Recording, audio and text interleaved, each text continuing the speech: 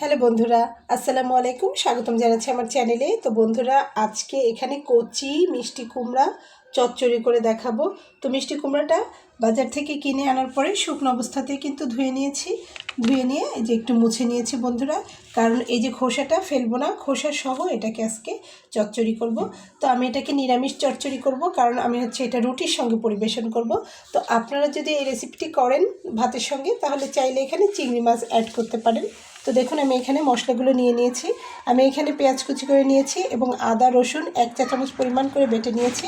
এখানে আমি কিছু গুঁড়া মশলা নিয়ে নিয়েছি। আর যেহেতু রেসিপিটি চচ্চড়ি টাইপের, তো এখানে আমি কাঁচা মরিচ ব্যবহার করব, তাই জন্য আমি এখানে 4টা কাঁচামরিচ মাঝখান থেকে চিড়ে নিয়েছি। আর এখানে ধনিয়ার গুঁড়া, জিরার গুঁড়া আর হলুদের গুঁড়া নিয়ে নিয়েছি বন্ধুরা। তো সর্বপ্রথম আমি এটাকে কেটে নেব। যেহেতু এটাকে আমি ধুয়ে নিয়েছি, এখন এটাকে সুন্দর করে আমি কেটে নেব। আপনারা আপনাদের পছন্দ অনুযায়ী শেপ দিয়ে কেটে নেবেন। আমি এখানে একটু গোটা গোটা করে কেটে নেব। তো চলুন দেখিয়ে দিচ্ছি। তো বন্ধুরা দেখুন, আমি এখানে কেটে নিয়েছি কুমড়াটা। আর আমি তো প্রথমেই বলে দিয়েছি আপনাদেরকে, দেখুন এর খোসাটা কিন্তু ফেলিনি। আর অবশ্যই রেসিপিটি সরিষার তেল দিয়ে রান্না করতে হবে। দেখুন আমি এখানে সরিষার তেল দিয়ে নিয়েছি। মশলাটা তো আগে দেখিয়ে দিয়েছি। তো চলুন এখন চুলাতে চলে যাই বন্ধুরা। আমার কড়াইটা গরম হয়ে গেছে, আমি তাতে এখন সরিষার তেল দিয়ে নিচ্ছি পরিমাণ মতো। তো তেলটা আপনাদের নিজস্ব পছন্দ, আপনারা যতটা তেল খেতে পছন্দ করেন ঠিক সেভাবে দিয়ে নেবেন। তো বন্ধুরা, তেলটা একটু গরম হবে। বন্ধুরা, এখন আমি এখানে পেঁয়াজ কুচি করে নেওয়া দিয়ে নিচ্ছি।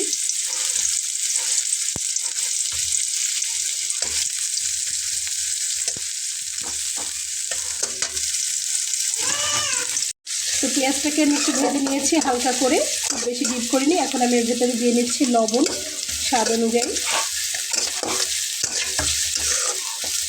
তারপরে আমি এখানে দিয়ে নিচ্ছি হলুদ পরিমাণ মতো, এবং দিয়ে নিচ্ছি জিরার গুঁড়া। তো সবগুলো মশলাকে আমি 1/2 চা চামচ পরিমাণ দিয়ে নিয়েছি, কারণ আমার সবজিটার পরিমাণের উপর নির্ভর করে এতটুকু দিয়েছি। আপনারাও নিশ্চয়ই আপনাদের পরিমাণের উপর নির্ভর করে মশলাটা দিয়ে নেবেন। এখন আমি এখানে একটু নর্মাল পানি দিয়ে নিচ্ছি, 4 কাপের 1/2 কাপ পরিমাণ।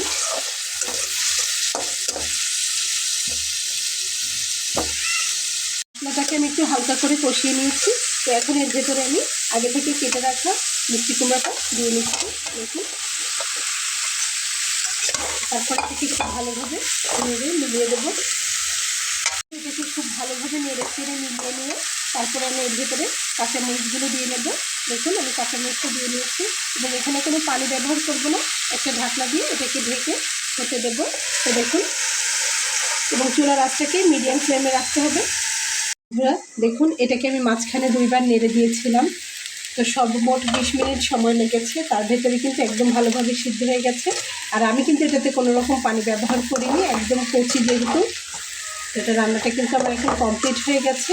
তো নামিয়ে নেওয়ার আগে আমি এখানে 1/2 চা চামচ পরিমাণ চিনি দিয়ে নিচ্ছি। এটা একদমই অপশনাল, আপনাদের ভালো লাগলে দিবেন, না লাগলে দিবেন না বন্ধুরা। আমি 1/2 চা চামচ পরিমাণ চিনি এখানে দিয়ে নিলাম। এটাকে খুব ভালো করে মিলিয়ে দেবো। তো মিষ্টি কুমড়ার এই রেসিপিটি খেতে কিন্তু ভীষণ মজা লাগে। তো এটা যেহেতু কচি একদম সিদ্ধ হয়ে গেছে, আর খোসাটাও, তো রুটির সঙ্গে এটা পরিবেশন করলে দারুণ লাগে। আমি শীত পড়ার ভেতরে 2-3বার করে নিয়েছি। তো যেহেতু খুব ভালো লেগেছে, তাই আপনাদের সঙ্গে 3rd নম্বরে এসে শেয়ার করলাম।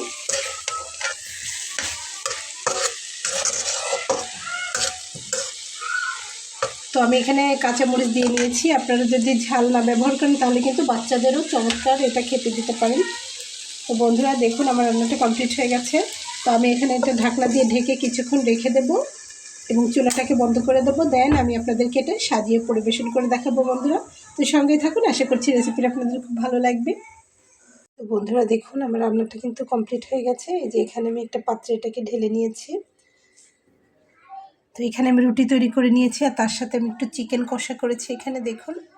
এছাড়াও আমি এখানে লাল শাক ভাজি করে নিয়েছি। তো বন্ধুরা, এই হচ্ছে আমার আজকের প্রিপারেশন। তো আমি একসঙ্গে দেখিয়ে দিলাম। তো রুটিটা হচ্ছে আপনার মর্নিংও ব্রেকফাস্ট হিসেবে খুব ভালো পরিবেশন করা যায়, লাঞ্চ হিসেবে, এবং রাতেও কিন্তু ডিনার হিসেবে। রেসিপিটি আপনাদের ভালো লেগেছে? রেসিপিটি যদি ভালো লেগে থাকে, তাহলে আমার এই ছোট্ট চ্যানেলটিকে সাবস্ক্রাইব করে সঙ্গে থেকে যাবেন।